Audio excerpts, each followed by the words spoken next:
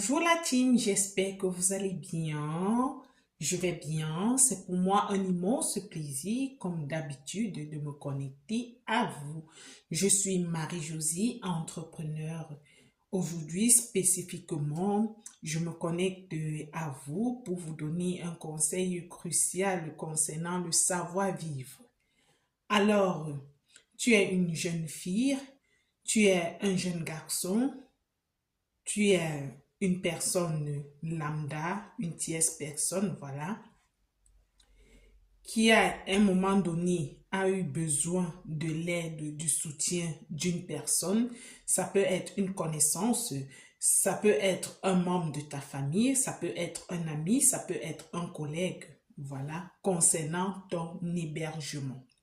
Alors, tu étais en difficulté, la personne, le collègue, l'ami, la sœur, la tante et bien d'autres t'a proposé justement de venir et que la personne va t'héberger ou alors c'est toi qui as demandé à être hébergé et maintenant la personne a accepté. Alors, tu arrives chez la personne en question, permettez la redondance, la répétition. Tu arrives chez la personne en question. Il y a le ménage, tu ne fais pas. Il y a le repassage, tu ne fais pas. Il y a la vaisselle, tu ne fais pas.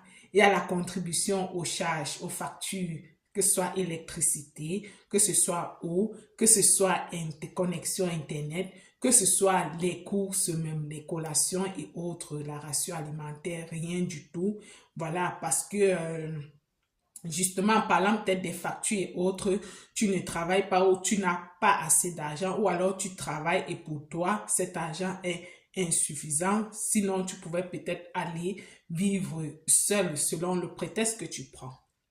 Très bien. Alors, le conseil que je tiens à partager ici, c'est que quand quelqu'un accepte de vous accueillir chez lui ou chez elle pour une femme ou chez lui pour un garçon, c'est déjà un plus.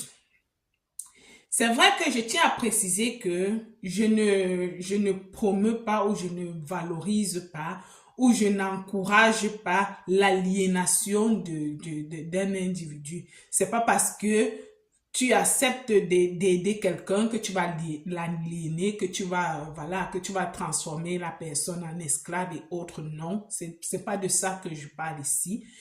Soyons un peu raisonnables, donc je parle de ce qui est normal, je parle de la norme, voilà.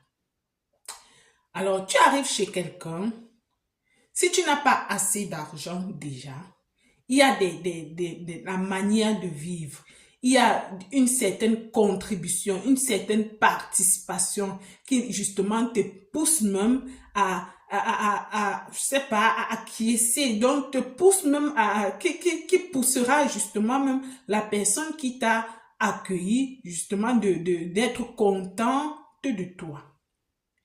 Si par exemple tu n'as pas d'argent pour acheter les collations, les rations et autres, tu peux avec tes 10 doigts ou tu peux avec ton savoir-faire peut-être contribuer peut-être au ménage à la maison. Tu peux peut-être, si la personne a souvent l'habitude de faire le repassage, tu peux aider la personne à faire ce repassage-là. Si la personne a peut-être, voilà, besoin, la maison a certainement besoin d'être propre, tu peux parfois te lever, tu nettoies la maison, tu retires les poussières, tu laves le sol, tu laves les vitres et bien d'autres. Du moins, si tu participes matériellement, physiquement, au moins à l'entretien de la maison. C'est en quelque sorte pour toi, c'est pas une certaine contrepartie et une certaine gratitude, voilà, vis-à-vis de cette personne-là. Et maintenant, quand tu sors pour aller travailler ou bien pour te battre, parce que quand tu restes, il ne faut pas dormir sous tes lauriers, il faut sortir pour aller te battre et autres. Même si tu n'as pas beaucoup d'argent, de temps en temps, rentre avec quelques courses. De temps en temps, rentre avec quelques collations. Ça fait qu'au moins, tu es bien vu. Tu n'es pas seulement cette personne-là consommatrice, pour une femme ou consommateur, voilà, qui passe le temps à épuiser les gens et qui passe le temps, je sais pas, justement à utiliser peut-être de l'eau, à utiliser l'électricité, à utiliser la connexion Internet et bien d'autres. Et reste là à ne rien faire. C'est vrai, je vous ai dit ici que je ne valorise pas l'esclavage parce qu'il y a des personnes, voilà, tu fais tout, mais ces personnes ne voient pas. Mais au moins, là, je parle de ceux, des gens ou des personnes qui ne font pratiquement rien. Encouragez des personnes à vous aider.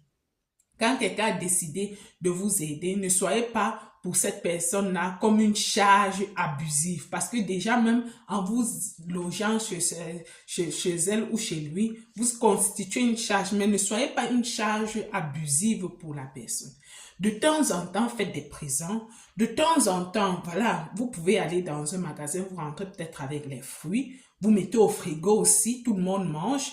Et de temps en temps, même quand vous voulez vous servir, essayez de respecter les règles de la maison qui vous accueille. Si dans cette maison, vous vous rendez compte qu'on ne parle pas fortement, voilà, essayez d'avoir l'habitude de parler doucement. Adaptez-vous, adaptez-vous.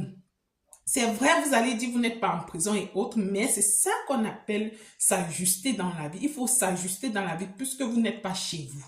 Ajustez-vous à un moment donné et quand vous pourriez prendre votre envol, vous partirez de là. Et partez de là de manière vraiment digne. Parce que quand quelqu'un décide, accepte de vous aider, vraiment, c'est une grâce. Il y a des personnes qui dorment sous le froid, il y a des personnes qui dorment dans des gars et autres, parce que, voilà, parce que ces personnes n'ont pas de logement. Donc, il faut apprendre justement à accepter ce que vous avez et à contribuer, à contribuer. Si vous ne pouvez pas contribuer financièrement, au moins matériellement, assistez aussi dans le nettoyage. Et ne dites pas que vous ne connaissez rien faire, non. Même si vous ne connaissez rien faire, apprenez.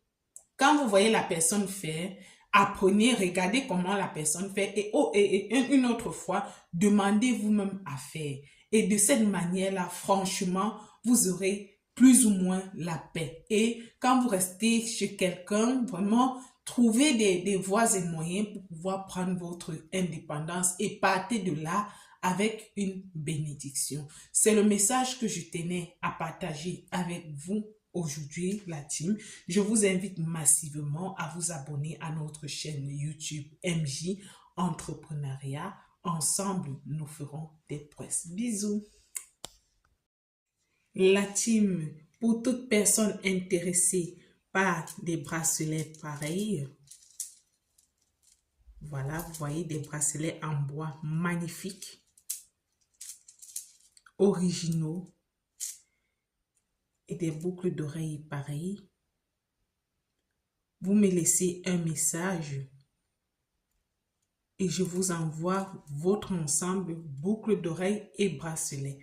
Nous les commercialisons en gros, en détail, sur toute la planète. Alors, pour toute personne intéressée, je vous attends pour vos commandes. Bisous.